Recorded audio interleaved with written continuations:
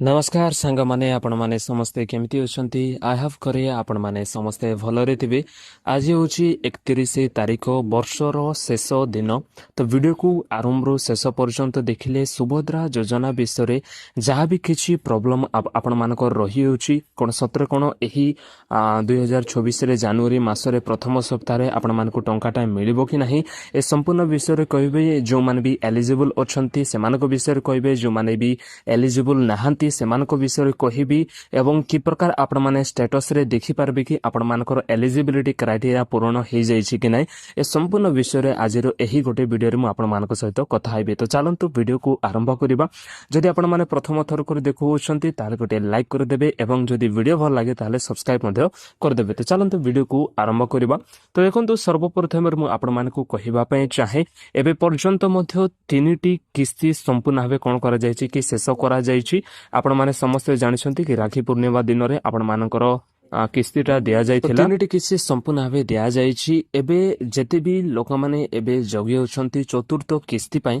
तो देखंतु संपूर्ण भाबे मु कहि देबा पय चाहे ए वीडियो कोनोसी प्रकार मध्ये चतुर्थ किस्ती रो टंका पाइबा पय नहे, किंतु जेते भी लोक माने एलिजिबल अछंती से माने संपूर्ण भाबे कोन करि पारबे कि पाइ पारबे।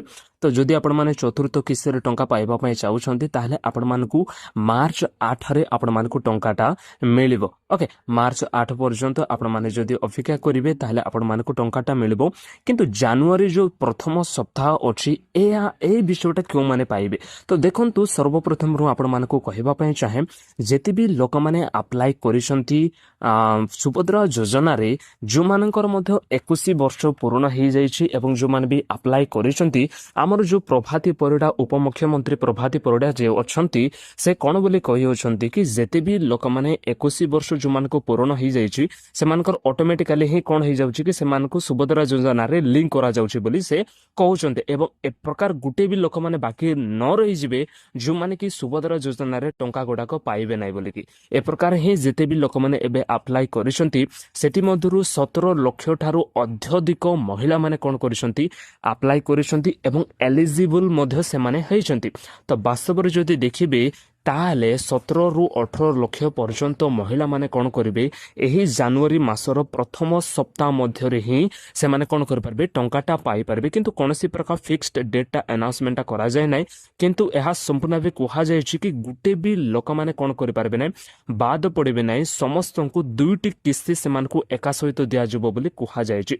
तो वास्तव रे क्यों माने पाइबे। तो देखंतु सर्वप्रथम मु आपण मानकू कहिबा पय चाहे एहा कहिबा पय चाहे कि आपण मानको स्टेटस रे कोन शो करूची। जदि आपण मानको स्टेटस रे कोनसी प्रकार मध्य किछि विषय संपूर्ण हेइ नै, जे प्रकार कि आपण मानकर अंडर प्रोसेस हे कर रही होची एवं ता सहित आपण मानकर ई केवाईसी करि नाहंती, ई केवाईसी पेंडिंग कर रही होची, आपण मानको डीबीटी टा एक्टिव कर रखी नाहंती, ए समस्त विषय आपण मानको करिबाकू पड़िबो। ओके, अंडर प्रोसेस तो आपण मानकर रही होची तो ता आपण मानको टंका पाइला परे आपण मानको संपूर्ण भाबे ठीक ही जिवो।